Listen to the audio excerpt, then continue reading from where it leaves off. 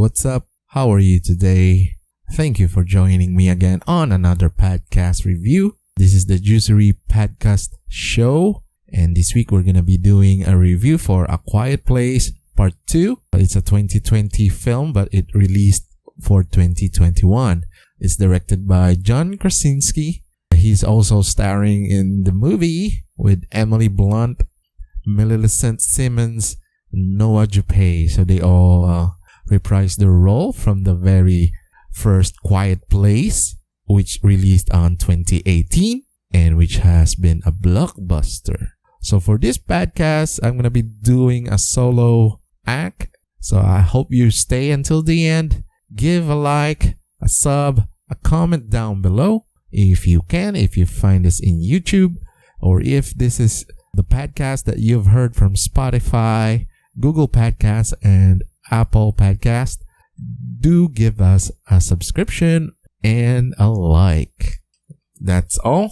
Let's go to the podcast. It's the Juicery Podcast Show. Hey, yo guys, what's up? Private Ryan here, all alone for this week, as my two colleagues are on an e-game sports. They are busy. They can't join me, so I'll be doing the review for you guys this week. No problem. I have been doing a podcast for myself on my other channel, the Private Ryan Gameplays. So with this said, no need to do a quick introduction on my end. We'll just go straight away to the spoilers. So spoiler warning, we're gonna be reviewing A Quiet Place Part 2. So this is a 2021 film released as of July. And it's a sequel to the 2018's A Quiet Place, who's just, filmed in a very small budget, but returned in the hundreds of millions in the box office. And this is the same that happened for Part 2. And we're gonna be reviewing it with tons of spoilers, plot-wise, sequence-wise, and of course, characters, who's gonna die and who's gonna make it and who's gonna be there. So you have been warned. You got a few minutes to go back, pause this podcast, and give us a like, a follow, or subscribe to the channel. The Juicery Podcast Show will always bring you new entertainment, mostly movies and TV shows. We also review games and we do gameplays. After that spoiler alert, we could go straight to the introduction. So the film is a continuation. It's a part 2. You can see in the name. So it follows the same family that we follow in the first film, where they continue to navigate and survive a post-apocalyptic world inhabited by blind aliens with an acute sense of hearing. They are very deadly. They hate sounds. They just kill whatever causes sound around them. So the film is written, produced, and directed by comedian John Krasinski for Paramount Pictures, and it stars Emily Blunt. I don't know how to pronounce her name. Millicent Simmons. Yeah, you just correct me in the comments, guys. And Noah Jupe.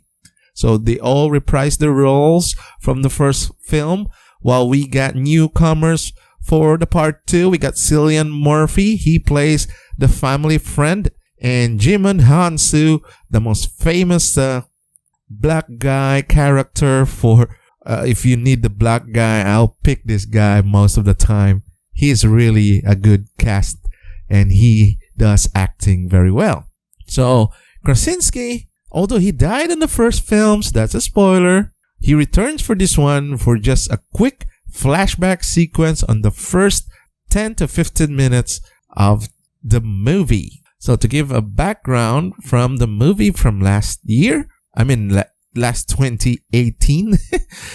So by February 2019, the film has been earning more than $296 million worldwide already. So with a mere budget of 55 to 60 million, mostly going to the computer graphics, they are doing very well for that film, so that's why it's been made for another part 2 this time around.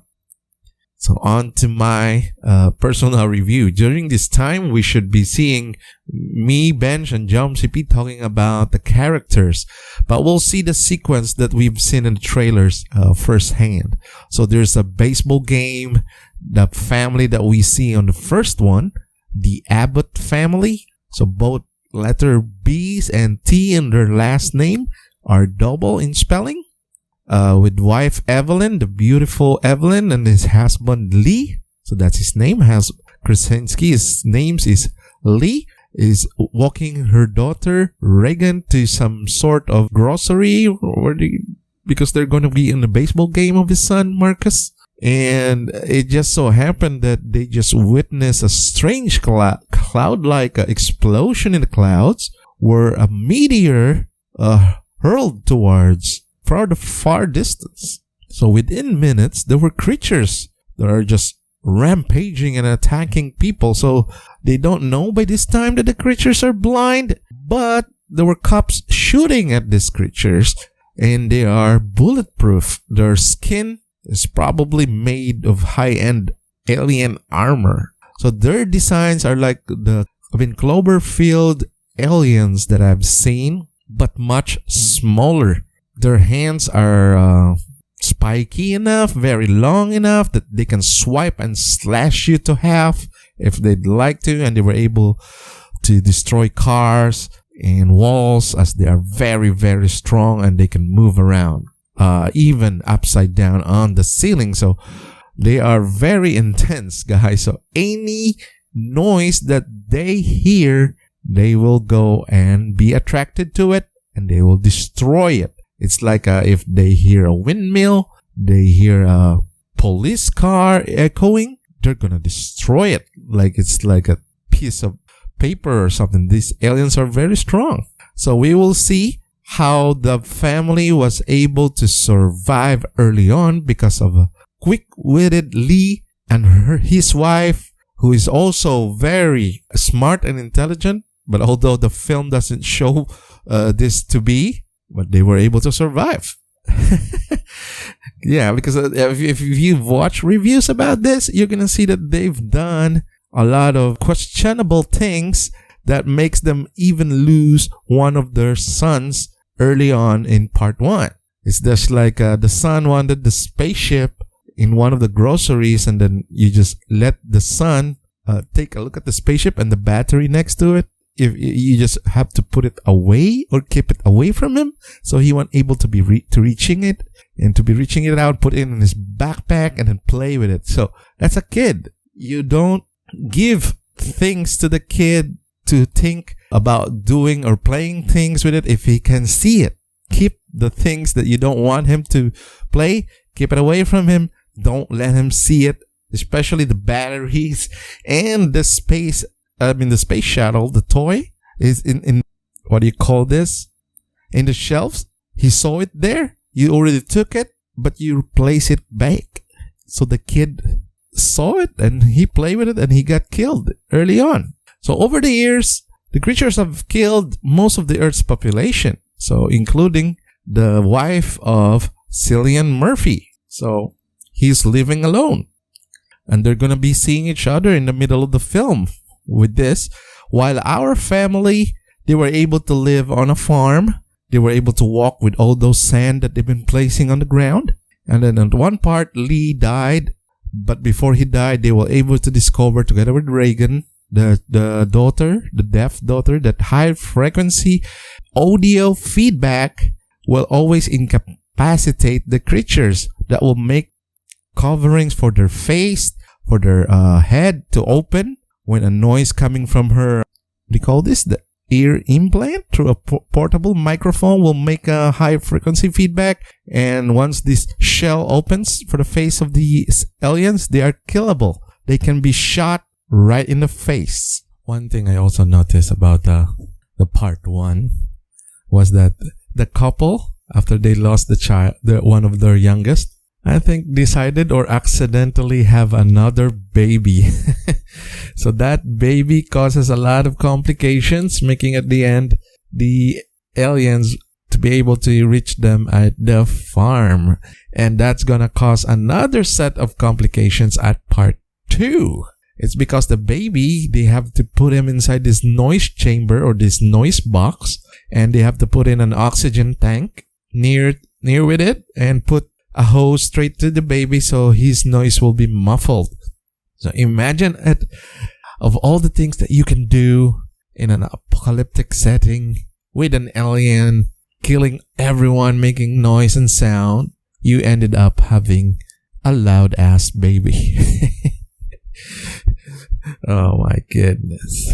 So after they were able to kill one alien at the end of part 1, they decided they have to depart their home because they need to search for other survivors because they now know how to kill the aliens, right? So they made their way to the farthest part that they were able to walk for since part 1, and there was a ring fence area. It was fenced off, and Evelyn, the mother, sets off a sound alarm of bottles and stuff, and they just alert the creature from far. They could hear the creature screaming and moving.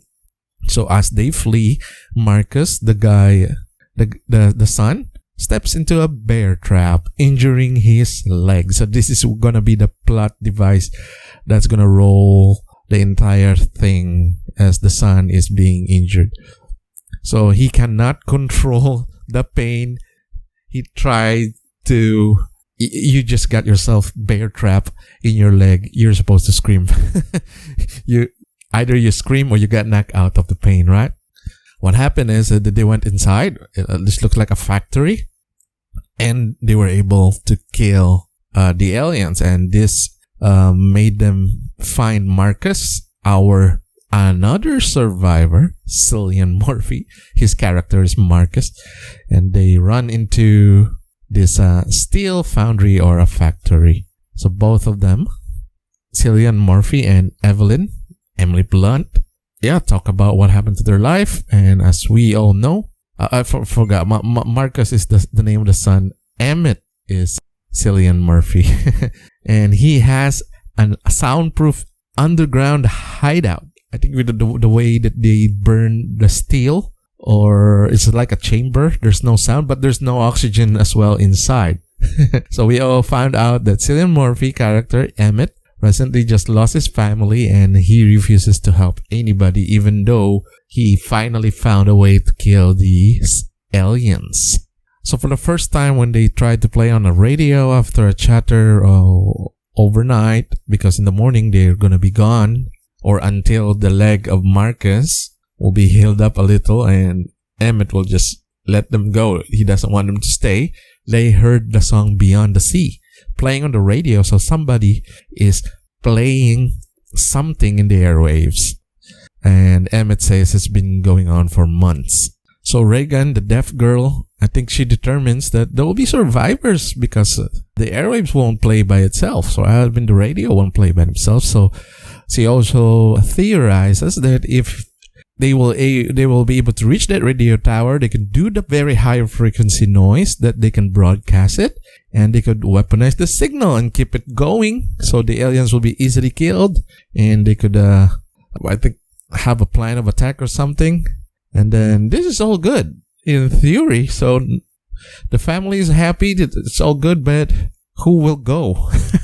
Yeah, that's the problem. This is a big risk to go out there and look for this radio station when you have the safety of this factory and that chamber where it's soundproof. And of course, the baby is there cuckooing.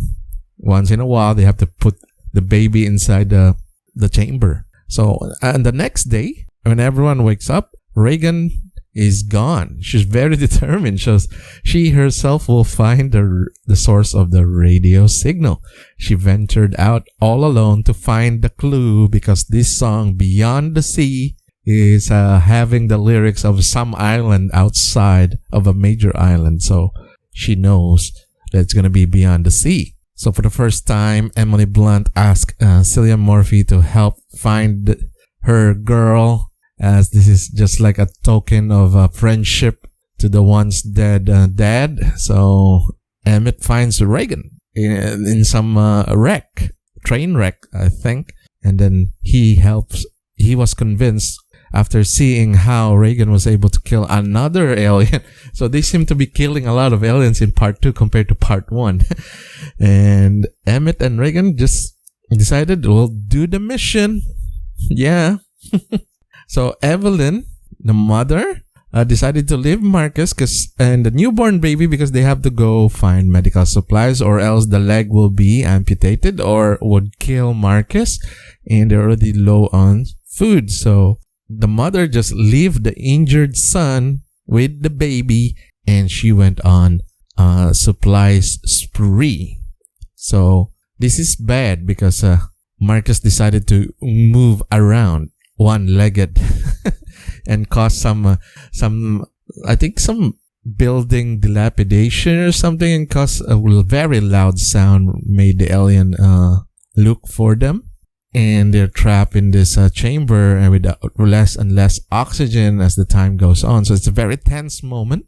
And Evelyn races back as she heard this collapse of the buildings to fight off the aliens. Meanwhile, Emmett and Reagan arrive at the boat, dock or something, and they were attacked by a group of humans as well. So just to put it into context, these humans would probably rape or either eat them for survival.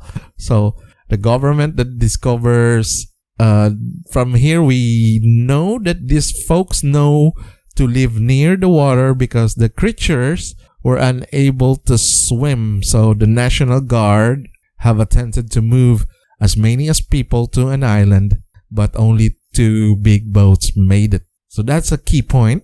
The aliens can't swim, so the survivors 4 islands and the places where the aliens could not reach it. That's crazy, right? This is really good writing based on me. We just found out clues from the first movie. If you look at some of the YouTubers, they go back and check clues. You're going to see that this was already well established at the first film, but just passed on, and just the first time we're going to see this in part 2. So very good writing from our director and writer John Krasinski, who knows that this guy is very well talented, and he got this apocalyptic story well rounded. Kudos to him as compared to other bad writing from other films like this in the genre. So moving on to the climax of the film, we've been shown a great part of how the island where Emmett and Reagan thrive for the overnight. It's very peaceful. There's no aliens on site. You can do noises. They were shocked because it's been a long time. Probably, I don't know how long the time already passed. Maybe 3 to 5 years already. Let me know down in the comments, or if you're watching this in YouTube, guys, how long the time already moved since day 1 that we've seen. Okay, so they were culture shock. They have a night of drinking. Everything looks fine and dandy. But by the morning, when Emmett was taking his piece, probably at dawn, he saw one of the boats crushed. Boat looks like it's been ridden by an alien. It drifts slowly to the side of a rocky part of the island, and he put the pieces together, thinking and knowingly, I think he knows that an alien rode that boat, and it's already here in the island. So he came running to everyone, trying to warn them to be quiet. So that's part of the trailers that we see Emmett running, warning, and the aliens just slashing people left and right in the background. So while this happened, Evelyn finally made her way to her children before they suffocate in that chamber down in the underground in the bunker, right? So just in time, she was able to open them and use the cloth not to close the chamber. So by this time, the alien was already killing people left and right in the island. while another alien is looking for Evelyn and the two children.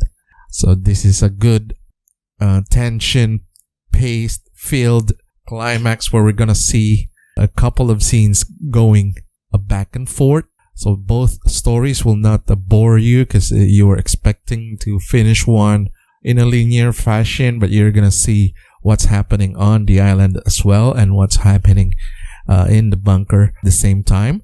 This is filmed that way because the ending is gonna coincide. It's gonna be happening simultaneously, and something is gonna do great at the end. So by this time, the leader of the colony, I forgot the name. Let me check. Give me a couple of minutes for this. Yeah, I don't think he has a name. So Jimon Hansu, he never shared his name for that film. So by the time they went away, they tried to ride a car, trying to bring the alien to follow them on a place, but yeah, Jimon got killed. Jimon Hansu got killed. So he appeared for at least 5 minutes of screen time for this film, and I think he's also one of the highest paid actors as well as Cillian Murphy is. So he was killed, but Reagan and Emmett was able to finally found the room that is full of speakers and the one that's transmitting the radio signal. So they were able to play the earpiece that she has, and it exposes the creature's insides of his head. And just in time, guys, Marcus picks up the transmission as he was able to hear the portable radio played that squealing high-pitched sound, while the alien at the bunker was able to locate them in the underground while he was destroying and crawling his way, making his way, and trying to kill the family. So just before the entire underground bunker collapsed, Marcus has the radio, points it at the alien, and both brother and sisters at the same time got their alien kill. Alien kills, yeah. A shotgun through the head from Marcus, while Reagan uses some kind of a rod a metal rod directly hitting the aliens' heads.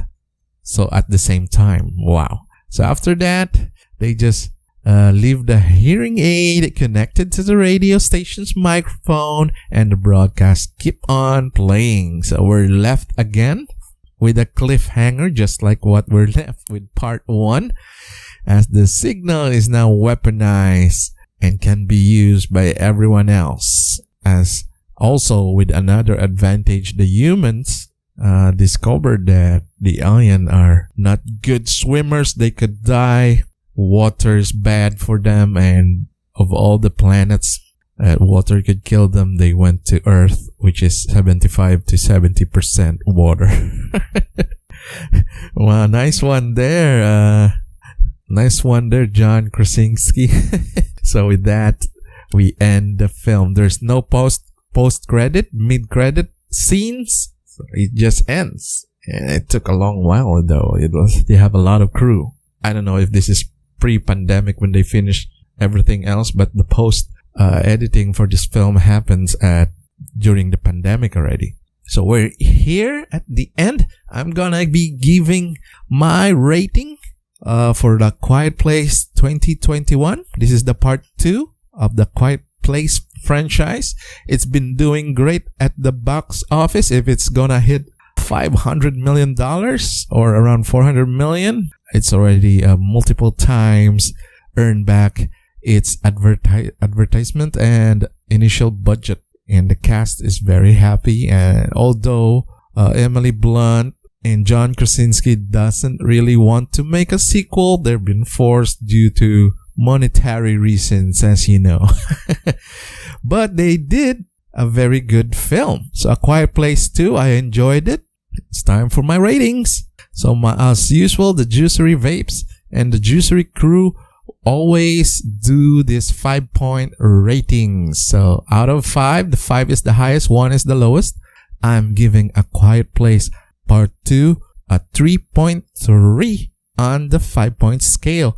So it's very entertaining, quite some tenseful moments, very unique story. You can bring your children to watch it.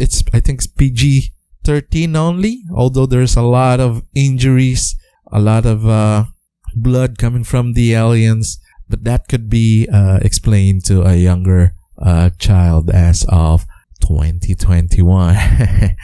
So bring the whole family. This is a good watch. Some plot holes here and there, but it doesn't matter. This is an entertaining film. My ratings are always for the general public, not for my taste. So I'm giving this a 3.3 out of 5. So good watch, entertaining. Go stream it, because I don't think it's still available at the theaters for those who experience it at the theaters. Good for you guys. You really have been uniquely blessed during our hard times to be able to see this on the big screen. Now, with that said, thank you very much for your time, for listening for quite a while in this simple podcast that we do. Hopefully by the next week, my crew, the Juicery Podcast show crew, is going to be back. They're going to finish their e-games, esports, and let's see if they're going to get that cup from Valorant. I'm just going to play Stumble Guys. So I'm not really a high-end gamer, So hopefully join us again for next week or a few days after next week. We're about to review What If from the Marvel TV series. And we'll see on another Juicery Podcast movie reaction and review podcast. This is Private Ryan signing out. Thank you for your time. Peace.